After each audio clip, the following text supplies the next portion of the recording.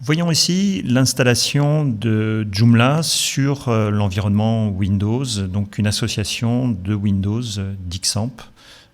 PC. Donc, au préalable, bien entendu, il a fallu lancer le control panel. Il a fallu ensuite lancer ici les deux serveurs, Apache et MySQL. Ensuite, on va procéder d'abord au téléchargement de Joomla et puis lancer un processus que nous allons découvrir au fur et à mesure. Alors, je vais simplement minimiser cette fenêtre. Premier site où vous allez pouvoir choisir de télécharger Joomla, le site joomla.org, dont l'URL s'affiche actuellement sur votre écran. Vous avez ensuite une zone de téléchargement sur le côté gauche, Download Joomla. Ici, il s'agit du site officiel joomla.org. Donc vous aurez par défaut une version anglaise de Joomla. L'autre portail, c'est joomla.fr. Joomla.fr, l'avantage c'est qu'il proposera la même chose que joomla.org, si ce n'est que vous aurez une version qui sera avec un patch de langue français, et donc vous aurez un outil d'administration également dans votre langue, et pas en anglais. À l'heure où nous enregistrons ce tuto, il n'y a pas encore de version téléchargeable de la version 3.7 de Joomla. C'est pour ça que nous allons utiliser ici un portail GitHub qui nous permet de télécharger cette version RC. Et pour cela, nous allons pouvoir ici cliquer sur le bouton Clone and Download. Je vais télécharger la version zip et je vais mettre cela par exemple dans le dossier téléchargement. Pour une installation classique et donc dans les semaines qui viendront, eh bien, il suffira de venir cliquer sur télécharger Joomla sur le bouton vert, télécharger Joomla sur le bouton rouge. Et donc ensuite, dans cette zone, eh bien, vous verrez à ce moment-là une zone dédiée à la version que vous souhaitez d'abord télécharger et ensuite installer. Donc ici, vous voyez qu'on est encore actuellement en 3.6.5. Mais vous aurez tout en bas de cette page, justement, un bouton télécharger qui vous permettra de récupérer cette version et ensuite de pouvoir l'installer localement. Donc nous allons plutôt travailler, je vous le rappelle, à partir de cette version ici RC. Donc une fois qu'elle est téléchargée, cette version, eh bien, nous allons pouvoir ouvrir le dossier téléchargement.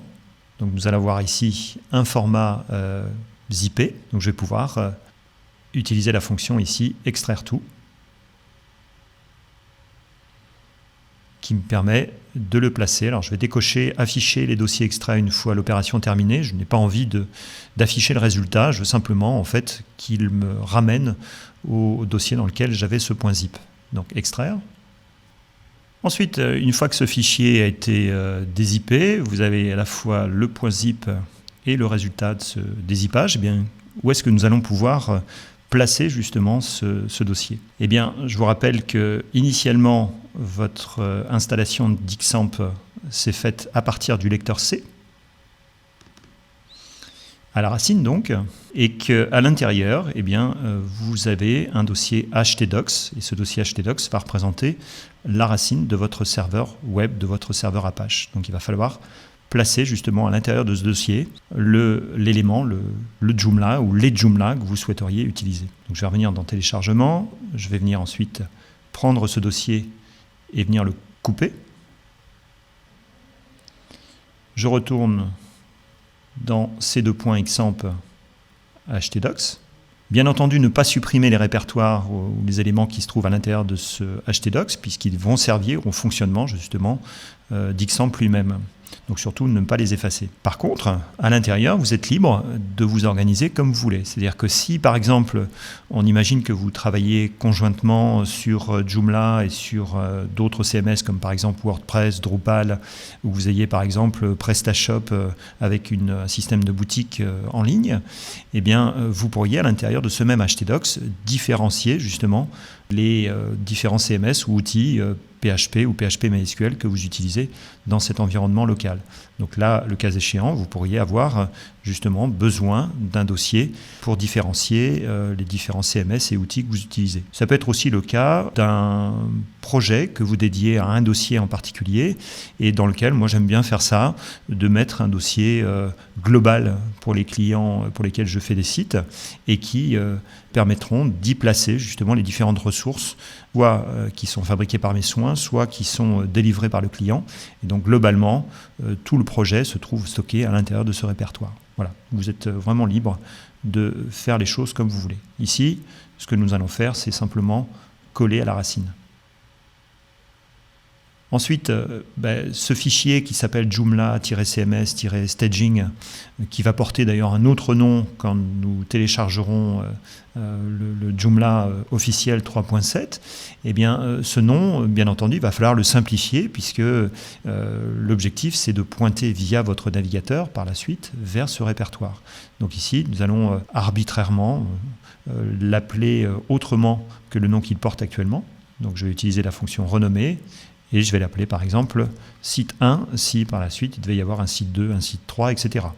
Je vous rappelle qu'à l'intérieur de ce répertoire, vous avez bien entendu votre site Joomla et les éléments qui se trouvent à l'intérieur de ce répertoire vont servir à l'installation, notamment un dossier ici installation qui à terme va devoir disparaître. Donc j'ai téléchargé des IP renommés, placés dans le répertoire htdocs d'Xamp ce Joomla, que je vais ensuite pouvoir installer directement via mon navigateur. Donc pour cela, j'ouvre un nouvel onglet. Et pour faire ce chemin, ces deux points xamp htdocs, eh bien, ce chemin va être remplacé par un mot, le mot localhost. Ensuite, eh bien, comme j'avais installé un dossier site 1, eh bien, je vais mettre un slash site 1.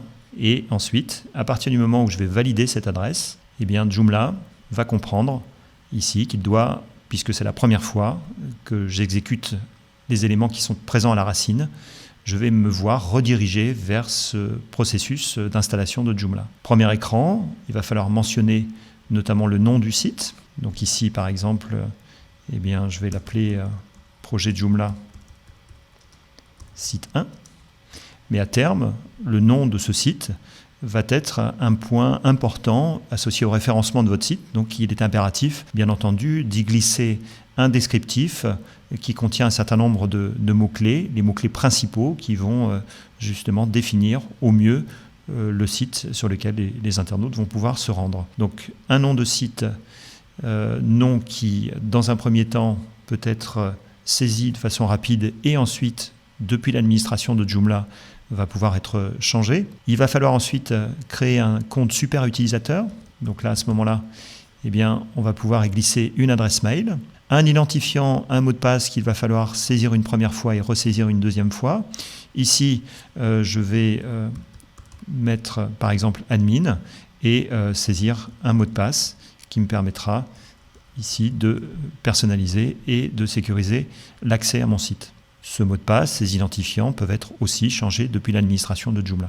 Ici, vous avez en bas site hors ligne qui est actuellement un nom. Cette fonctionnalité permet de protéger votre page d'accueil, de protéger l'intégralité des pages de votre site, notamment quand vous faites soit des travaux de maintenance sur votre site, soit le cas échéant quand vous allez monter votre projet à distance et que ce projet, vous souhaitez justement le cacher aux yeux des internautes un peu curieux qui voudraient suivre l'avancée de votre projet.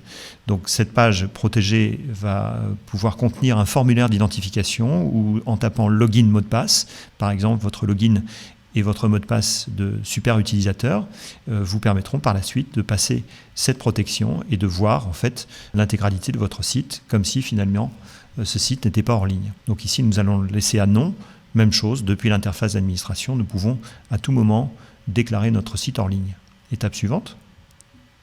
Nous allons définir ensuite le serveur de base de données, MySQL.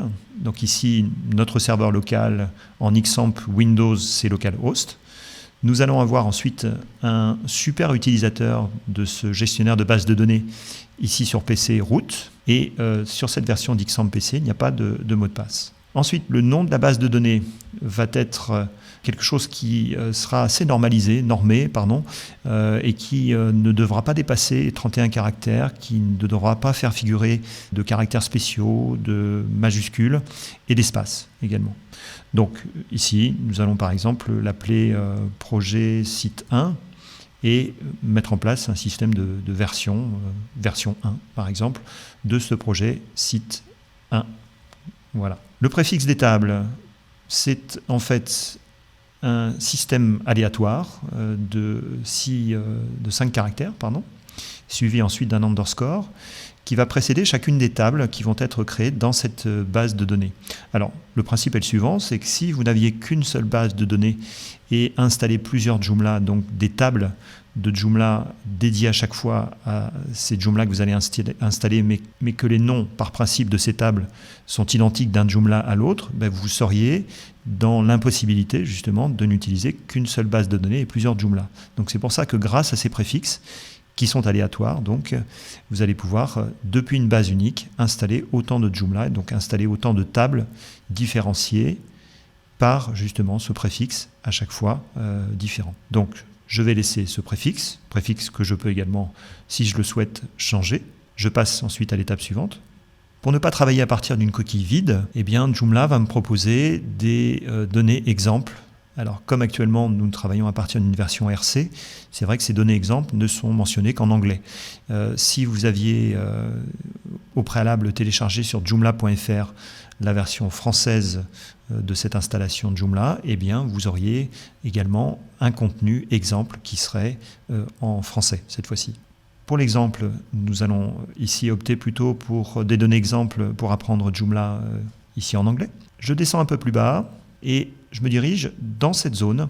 Quand nous avons installé Xampp la première fois, je vous ai conseillé de faire des modifications dans le fichier php.ini quand vous êtes sur un Xampp PC. Nous avions notamment changé Display Error que nous avions désactivé. Nous avions changé également Output Buffering que nous avions également désactivé. Donc tout cela, ce sont des fonctionnalités qui sont recommandées par Joomla et justement que nous avons suivies en changeant les aspects, les paramètres justement de ces éléments dans php.ini. Donc voilà pourquoi nous avons au préalable fait ces modifications. Je vais pouvoir ensuite lancer l'installation.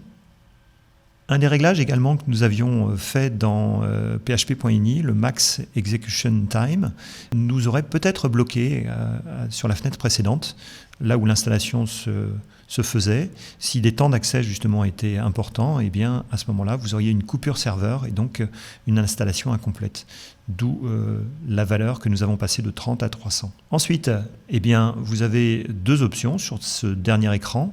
Soit vous dédiez votre Joomla à un site standard, c'est-à-dire un site monolingue, auquel cas vous pourriez cliquer directement sur le bouton supprimer le répertoire d'installation et naviguer ensuite sur la partie frontale ou sur la partie d'administration de votre site. Ou bien Joomla vous propose également des étapes supplémentaires vous permettant justement de préconfigurer un site multilingue, par exemple anglais-français, dans lequel un certain nombre de plugins, donc d'éléments nécessaires notamment au filtrage des langues, seront activés. On vous aidera en fait à les activer, mais sachez que si vous passez par une installation traditionnelle, en allant directement cliquer sur le bouton orange supprimer le répertoire d'installation, vous pourriez après coup, depuis l'administration, faire en sorte justement de mettre en place ce système de langue ou ce site multilingue. Donc ici nous allons faire plutôt une installation standard et dans un chapitre particulier, nous reviendrons justement sur cet aspect multilingue. Je clique sur supprimer le répertoire d'installation et donc je vais pouvoir soit visiter la partie d'administration de mon site, soit la partie frontale. Visitons la partie frontale pour voir si Joomla s'est installé correctement.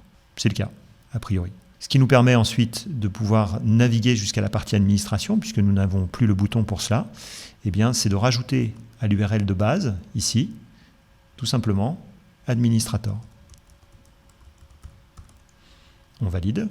Et donc, lors de l'installation, vous aviez défini un compte super utilisateur, où nous avions ici défini un login et un mot de passe. Eh bien, je vais pouvoir ici taper mon login et mon mot de passe et me connecter. Et voilà votre Joomla ici d'installer.